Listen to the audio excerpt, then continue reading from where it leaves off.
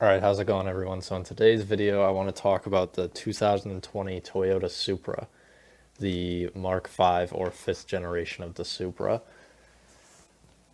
So the 2020 Supra, it's kind of like a revival of one of Toyota's most iconic cars if you don't know about the Supra. Specifically the Mark III and Mark IV Supras, really became famous, especially with, tuner culture movies like Fast and Furious back in the day. So they really tried to kind of revive this name because Honda did the same thing with the NSX. So I think car companies are really trying to capitalize on this kind of nostalgia factor and bringing back some of their more iconic models, updated for a newer market. Now the reason I want to talk about the 2020 Supra is because personally I think this car is really disappointing. So I'll go over a bit more of that as the video goes on. But I'll just give you some headline figures about it real quick. So it's kind of jointly developed by BMW and Toyota. The 2020 Supra and the 2020 BMW Z4 are going to share a same basic layout, and they share the same engine. It's a 335 horsepower BMW inline six. So it's not a Toyota developed engine, first of all, which I think has kind of rubbed a lot of people the wrong way. Because if we look back, especially at the Mark IV Supra generation, you had the 2JZ and the 2JZ Turbo, and people regard those engines as some of the best engines ever put into mass production, and I'd be inclined to agree with them. But people are wondering, is this just going to be a reskinned BMW Z4? So I want to compare a bit these two cars, the 2020 Z4 and the 2020 Supra. Right off the bat, this is the BMW, and I think they look super similar from the outside. I mean, I really would have liked to have seen a Toyota individual design. I thought the Mark IV Supra was a really good looking car and one of the best looking from the 90s. I think the spoiler looked great. I think the headlights look great and the tail lights. Those iconic little three circles. But so I think that Toyota could have done a lot better job and been a little less lazy with this. I really think that if they were going to come out with it, they should have kind of put 100% into it, because I really don't feel like they did. Looking at these, how similar they are. And another thing I want to compare is the interiors. So here's the interior of the BMW. You can see it's got this typical BMW layout, with that big screen in the center console. And so here is the interior of the Supra. So obviously there's a couple changes. Obviously that screen on the Supra is mounted on top of the dashboard, where in the BMW it's more sort of embedded. But I think that the instrument cluster is very similar. I think the climate control and things like that and radio looks very similar. It's, especially if you look at where the gear shifter is, it's almost like they just copy pasted it, because you can see that little directional pad and the actual shifter itself, the location of the parking brake. I think they just, it's basically like, I don't want to say the same car, but I'm struggling to find any super noticeable differences. So I think what people were looking for with the Supra is basically what the Mark IV Supra was in the 90s. It was still pretty expensive, but it was a very good driving experience. It had around 330 horsepower, which at that time was a really good number. For things like sports cars, like that was a lot of horsepower 20, 25 years ago, especially from like, a pretty, I don't want to say typical, but affordable car. And so the Mark IV Supra was also really practical too, because it came with back seats and a big trunk, and I mean the back seats weren't super huge or anything, but just the fact that it had them, it made them a little more comfortable for daily driving use, and people could actually daily drive a car like that. And also the big trunk space, that was a big plus too. But the main thing with the new Supra that people are annoyed about is that it doesn't come with a manual option. And I really can't understand why Toyota wouldn't come out with a manual option for a car like this. The Supra has always been associated with like kind of a budget sports car type thing. And sports cars, I think they should come with manuals, like the Mazda MX-5 and the Porsche 911. They've come with manuals ever since they came out, and they still do. But I think because BMW is kind of getting rid of their manual gearbox options, and this car was jointly developed by Toyota and BMW, I think Toyota kind of got overpowered in this situation because the cars are so similar. I just don't think it was a viable option to make their own transmission and put it into the car themselves, and I think that's why they didn't end up doing it in the end.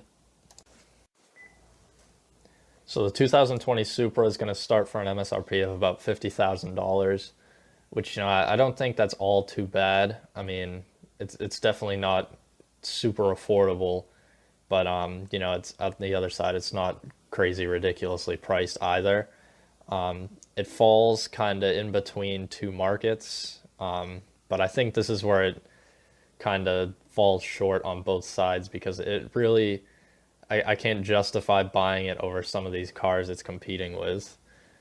So first of all, the lowest kind of range, two-seater sports car you can get, the first thing that comes to mind is the Mazda MX-5.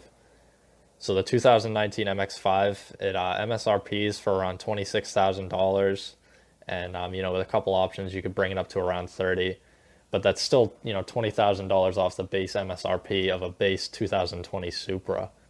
And I think a lot of people would prefer to have the MX-5, because it comes with that manual gearbox, and you can take the top down and things like that.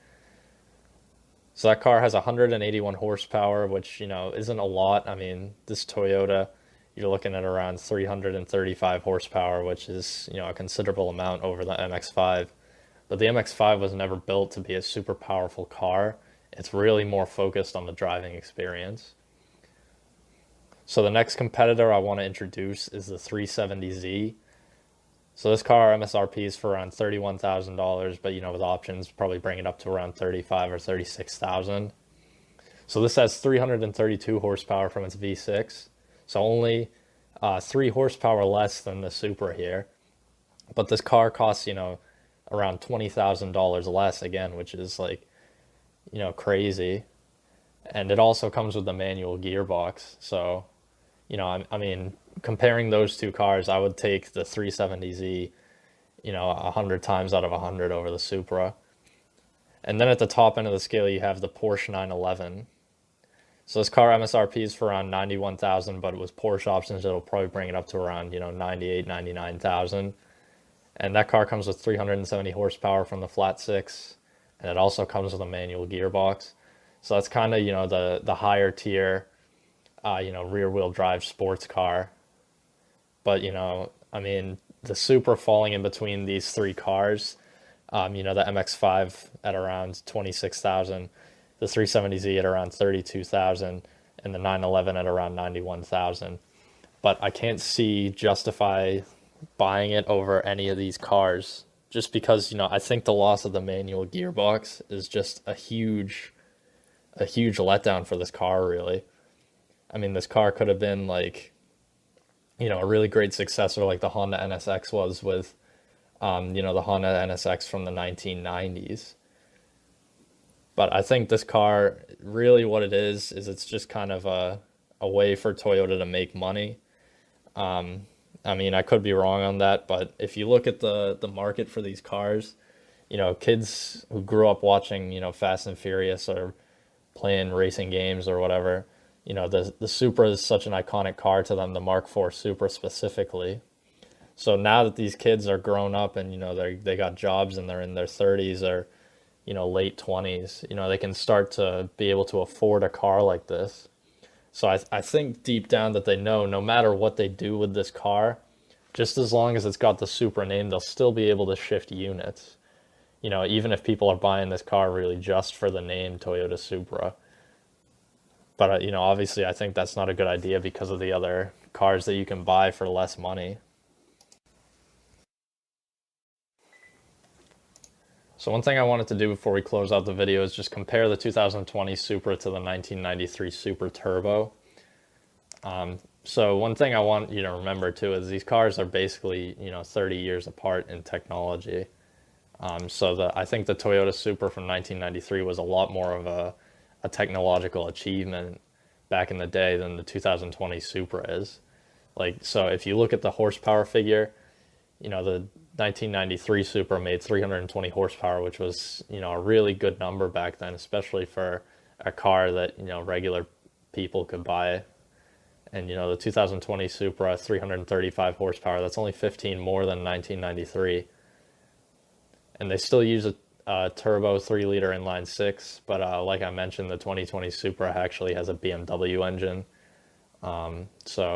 Yeah, once again, I really think Toyota should have just developed their own engine for this. So the top speed figure of the 1993 Supra is actually a bit better. Most German car companies electronically limit their cars to 155 miles an hour, just because, that's kind of what a lot of the components are built to take, and just for, regulations and things like that. So the last thing I want to look at is the MSRP. So the 2020 Supra, as I mentioned, retails for about 50,000. But if you're looking at more upgraded models, you can get up to around $60,000.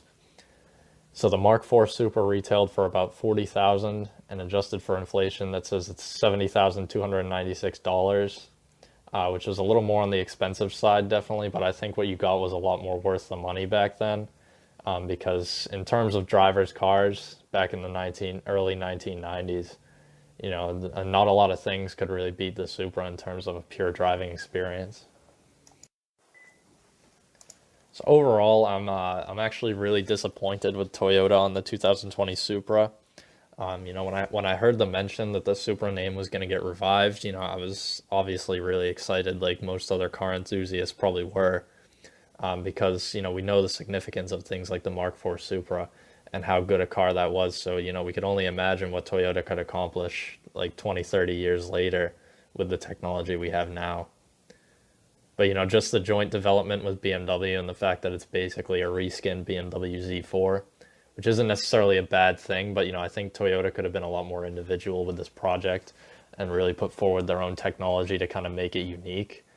Because basically it's like buying a BMW Z4. It's the same price, it's just reskinned. The other big thing is that it doesn't come with a manual, like I mentioned. I think a lot of people are disappointed about that if they're going to be buying a two-seater sports car. Especially something that's probably a little more for enjoyment rather than commuting. And, overall, I think Toyota really reintroduced this car just because it was kind of a money-making standpoint, because, obviously people are going to buy something with the Supra name on it. But I think that most of the enthusiasts who are probably, looking at this car are probably going to go for things that are a little bit more suited to the category of a two-seater sports car. Things like I mentioned, like the MX-5 or the 370Z. Thanks for watching the video, guys. Do let me know what you think in the comments section.